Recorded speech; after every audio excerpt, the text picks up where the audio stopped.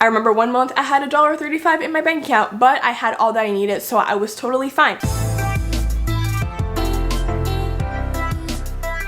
Hey guys, it's Natasha and welcome back to my channel. I hope you guys are having a wonderful and great day. If you are new, hello and welcome. And if you're not yet subscribed to my channel, don't forget to hit the subscribe button and also the post notification icon so you're notified every time we upload a new video. So today's video, I am showing you how I survive as a college student with $600 a month. From college student to college student, I know the broke life is real and I know the struggle to keep and make ends meet is real. Before we begin anything, I want to start with a little disclaimer so you guys get a holistic view of how I'm spending my money, how I manage it, incomes, all that fun stuff. So I need to first start by things that I already get paid for and that I don't have to worry, and then you'll understand how I manage the $600 with everything else that I have to worry about.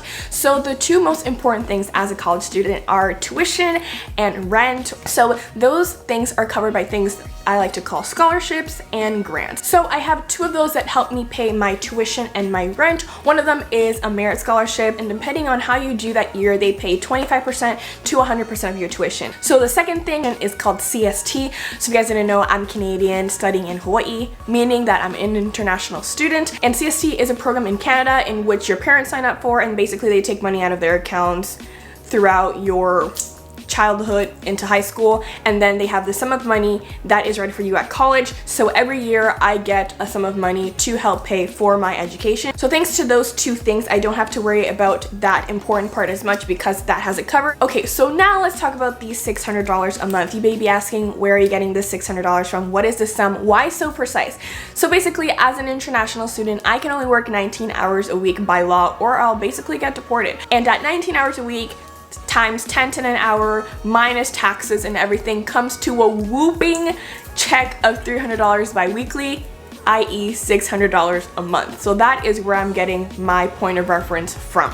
First thing I take care of are what I call my fixed costs, and these are things that I need to pay no matter what. There's no wiggle room, and that includes my car. So because I have that car comes with costs, obviously. You have your gas and your insurance. So first thing that I pay off right off the bat when I get my check is set money aside for that monthly's insurance payment, and for me, it's about $120, which hurts my entire soul. I know my friends pay less of insurance, and I know I can pay less, but because I have certain things covered, like if I get into a motorcycle accident or if I hit a pole, which I already have, if you haven't seen that video, link down below, all of that is covered by my insurance. Thus I pay $120 a month. So I deduct that from my $600, and this is how much money we have left to work with. Gas for my car is about $40 a tank, and I fill that up about 3 times a month. So I just put it at 40 times 3, that's $120 in gas.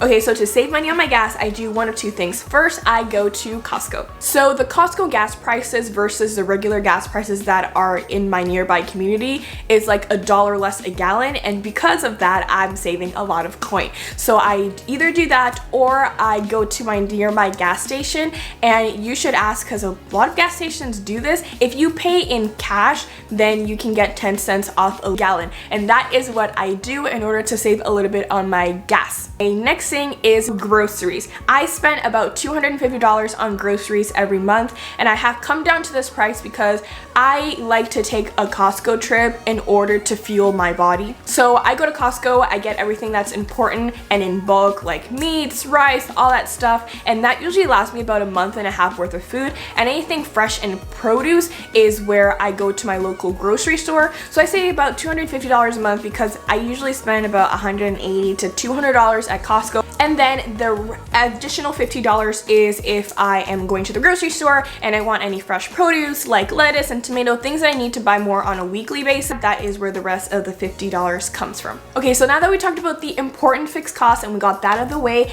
and we made sure that is well paid off and covered, now we talk about the fixed costs that I like to splurge on a little bit, and these are memberships. First membership that I pay that is very important to me is Amazon Prime. I live on a small island, and Prime basically means that you'll get your package in a week and a half instead of the month that it will actually take. Prime does not mean 2-day delivery because it needs to come overseas, it takes a little while. Second membership that I have is for PicMonkey because I do YouTube and I need to make my thumbnails. So next thing, the very important subscriptions and memberships like Netflix and Spotify.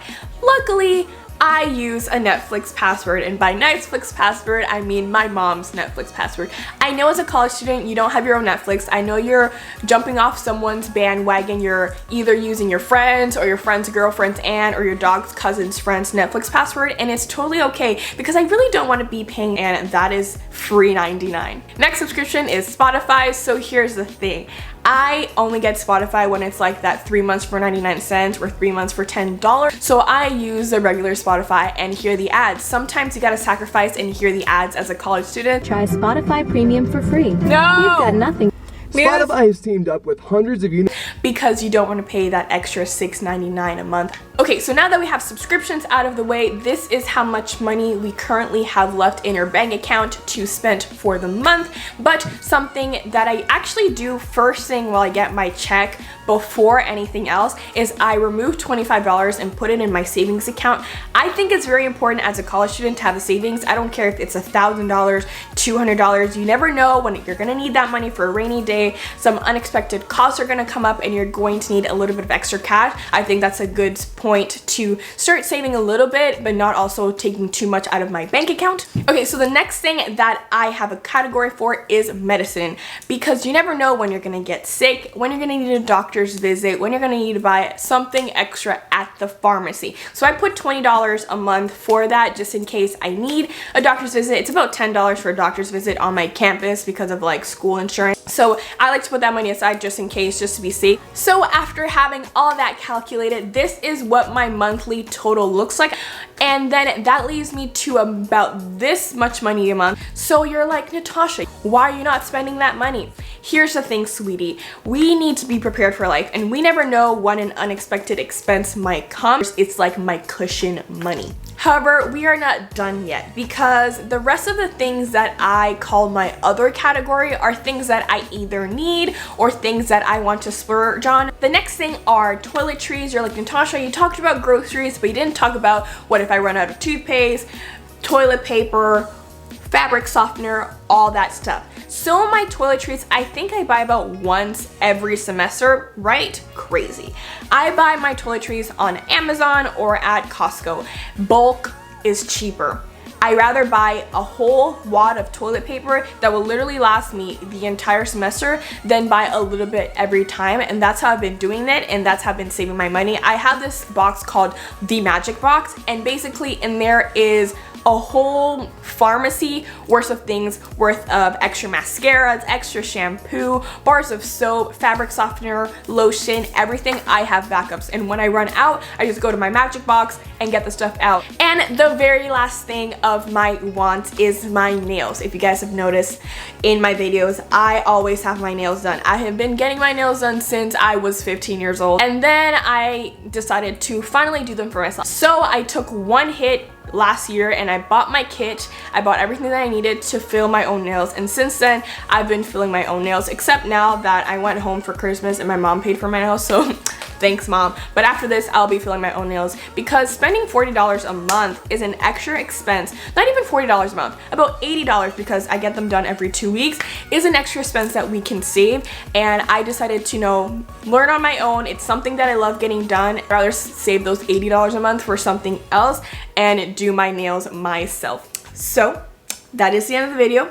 That is how I manage budget and spend $600 a month as a college student, as an international student living in Hawaii. We gotta make ends meet and we gotta survive as a college student. So I hope this video helped you guys out and inspired you to sit down, take a moment, and see how you're spending your money. So I hope you guys enjoyed this video. If you did, make sure to give it a thumbs up. Leave a comment down below on any video you guys want to see next, and don't forget to follow me on my Instagram.